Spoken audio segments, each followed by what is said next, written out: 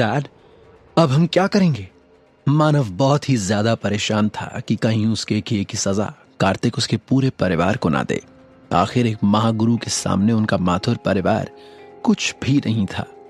हेमंत कोई साधु या महात्मा तो था नहीं, उसे बस थोड़ा सा आभास था कि आगे क्या करना है, क्योंकि अब उसने नंबर छोड़ दिया है।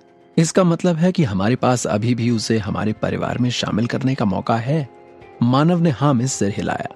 एक बात बताओ, माही वापस आ रही है ना? हेमंत ने अचानक कहा। वो अपनी दूसरी पोती के बारे में बात कर रहा था, जो भी पुणे शहर की 4 सबसे सुंदर लड़कियों में से एक थी। हेमंत के दिमाग में क्या चल रहा था नहीं पता, लेकिन हाँ इतना मालूम था कि उसे अब कार्तिक की तलाश थी। मानव माथुर ने अपने पिता हेमंत माथुर को जब अपनी सबसे बड़ी बेटी का जिक्र करते सुना तो वो तुरंत समझ गया कि उसके पिता का क्या मतलब है। मानव ने अपना सिर हिलाया और कहा, डैड, वो आज रात ही लंदन से अपनी पढ़ाई खत्म करके वापस लौट रही है। पिछले इतने साल से वहां रहकर उसने ग्रेजुएशन में लंदन यूनिवर्सिटी में टॉप किया है।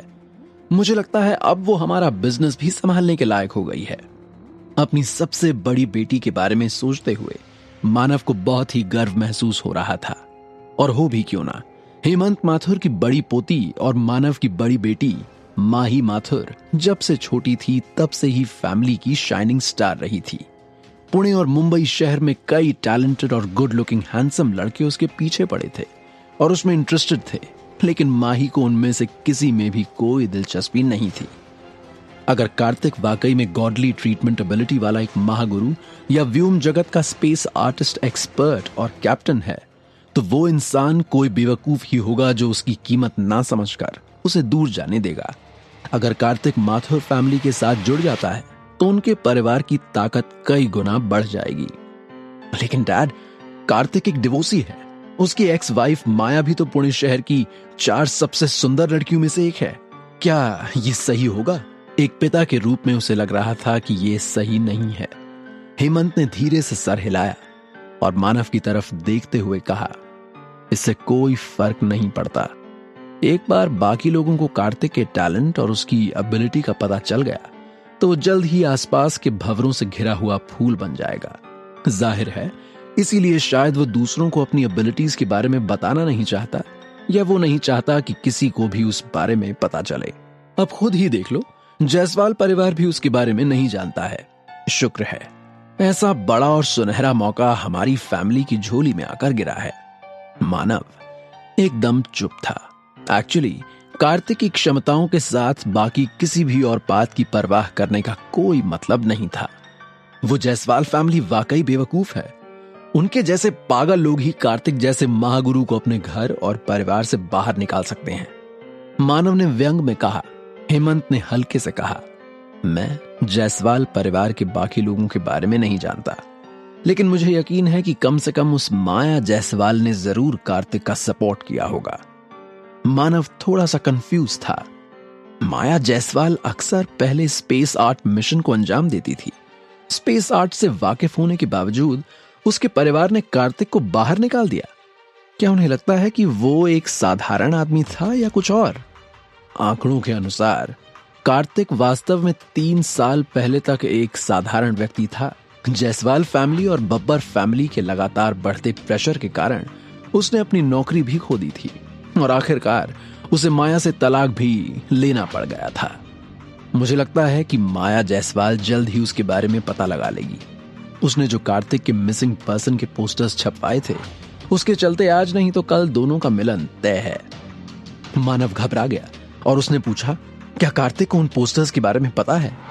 हेमंत ने अपना सिर हिलाया और कहा, मुझे नहीं पता, लेकिन अगर उसे नहीं मालूम तो इससे पहले कि कार्तिक को उन पोस्टर्स के बारे में पता चले, उससे पहले हमें अपना पहला कदम उठाना होगा, और वो भी तेजी और चालाकी से।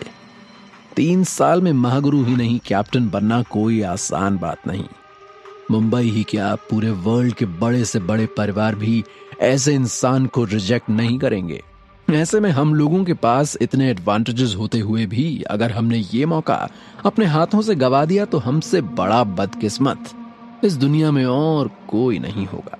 कार्तिक ने माया का पता लगा लिया था। उसे पता था कि वो कहां है, लेकिन उस तक पहुंचने से पहले उसने रहने के लिए एक जगह ढूंढने का फैसला किया। वो बीच सड़क पर तो नहीं सो सकता था। लगता है सबसे पहले मुझे एक मकान किराए पर लेना चाहिए। सड़कों पर तो नहीं सो सकता मैं। मिल गया। कार्तिक ने उस एरिया को थोड़ा स्कैन किया और सारी जगहों में से एक जगह ने उसे अट्रैक्ट किया जो उसे बिल्कुल सही लगी।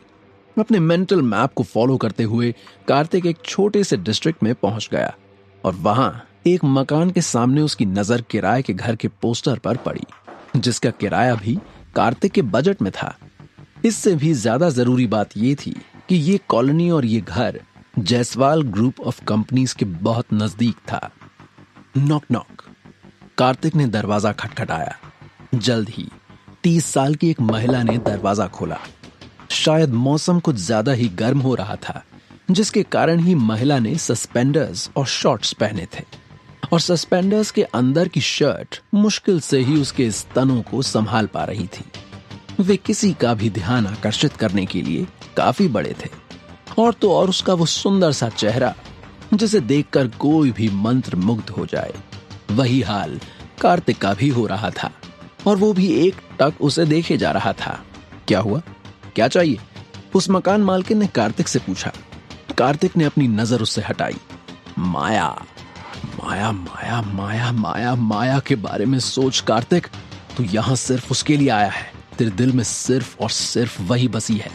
उसकी मुस्कान के बारे में सोच, इसके स्तनों के बारे में नहीं। वो गॉड सेक तुम 3000 साल के हो, याद रखो। मन ही मन ये दोहराते हुए उसने अपने दिल और हाथ पर काबू किया। मैं एक घर किराए पर लेना चाहता हूं। मकान मालकिन मुस्कुराई। वाह, बिजनेस इज कमिंग। वो फिर अपने घर के सामने एक घर की ओर गई, उसका दरवाजा खोला और कार्तिक को दिखाते हुए कहा, यह मेरा सबसे अच्छा घर है, ये देखना चाहोगे? कार्तिक ने शुरुआत में ही उससे अपने सबसे अच्छे घर को दिखाने की उम्मीद नहीं की थी। क्या आपका बिजनेस चल नहीं रहा है या कुछ और कारण है?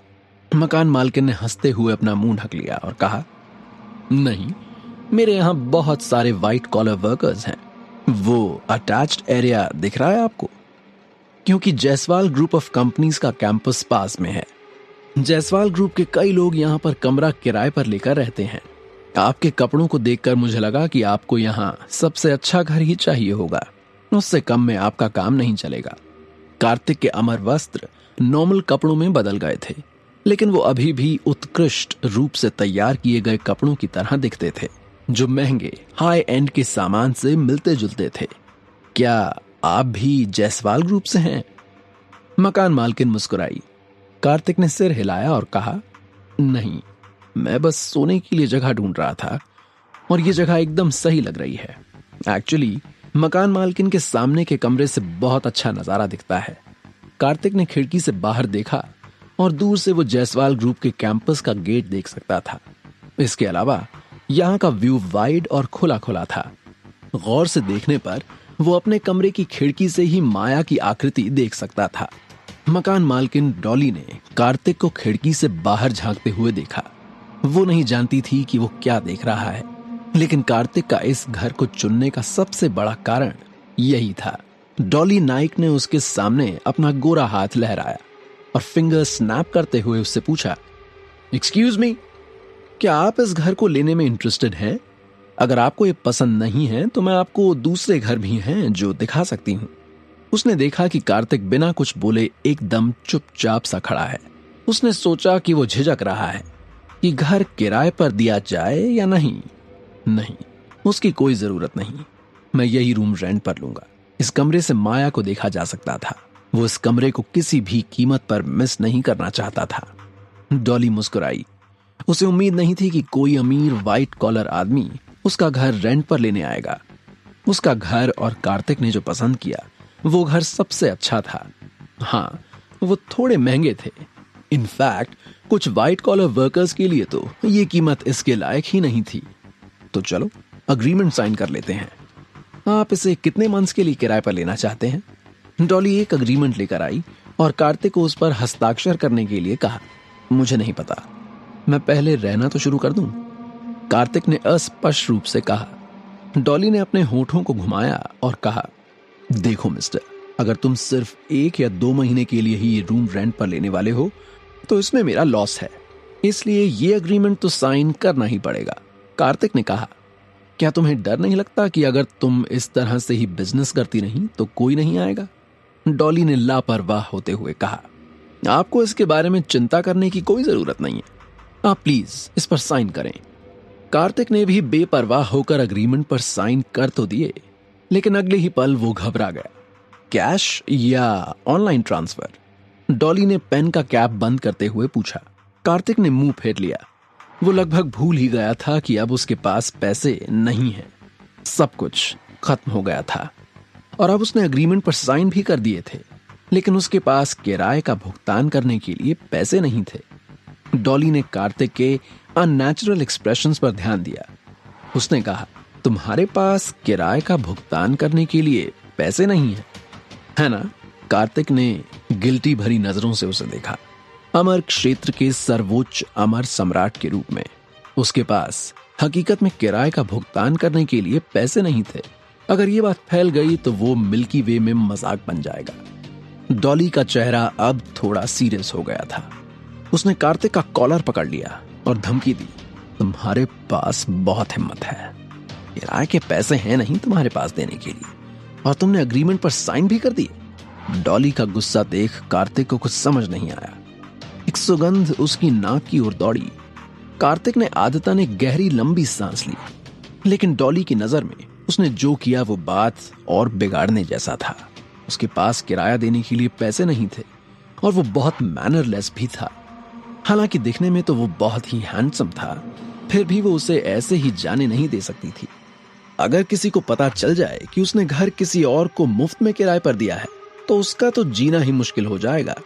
मैं इसके किराए के बदले में कुछ और दे सकता हूं। कार्तिक के पास डायमेंशनल रिंग खोलने और उसमें से कुछ निकालने के अलावा कोई ऑप्शन नहीं था। मैं इसे कोलैटरल के रूप में यूज कर सकता हूं। कार्तिक ने एक जेड ब्रेसलेट निकाला। डॉली तुरंत इसकी ओर आकर्षित हो गई और उससे अपनी नजरें हटा नहीं सकी। ये किस तरह की जेड है? पहले तो डॉली ने इसके बारे में ज्यादा नहीं सोचा, लेकिन जब उसने जेड ब्रेसलेट देखा तो वो एक्साइटेड हो गई। ये जेड ब्रेसलेट तो एकदम असली है। आप चाहें तो इसे चेक करवाने के लिए किसी को ढूंढ सकती हैं। मैं यहीं रहूंगा, कहीं भागूंगा नहीं। कार्तिक ने आत्मविश्वास से कहा। ये सबसे कम मूल्यवान चीज थी जो उसकी डायमेंशनल रिंग में थी। डॉली ने झट से वो जेड ब्रेसलेट रख लिया। वो बाद में जांचना चाहती थी कि वो असली है या नकली। हालांकि वो बहुत अनुभवी थी और ये जेड कंगन देखने में ही समझ आ रहा था कि ये एकदम असली है। उसने कार्तिक को ऊपर से नीचे तक देखा। उसका नेचर कुछ अलग सा था। उसने आसानी से जेड ब्रेसलेट निकाल कर उसे दे दिया। हो ना हो, वो बहुत रिच है। ये जेड ब्रेसलेट कम से कम कई लाख का था। उसे इस अवसर को भुनाना था। तो हैंडसम, क्या तुम्हारी कोई और ख्वाहिश है? जो भी हो, तुम खुलकर बोल सकते हो। मैं तुम्हें सैटिस्फाई करने की पूरी कोशिश करूंगी। डॉली कार्तिक के करीब आई, अपनी आंखें मूंद ली और उसने धीरे से अपने शरीर को कार्तिक की छाती पर टिका दिया। अब क्या करेगा कार्तिक? क्या डॉली के हुस्न का जादू उस पर चल जाएगा और वो इस मौके का फायदा उठा लेगा?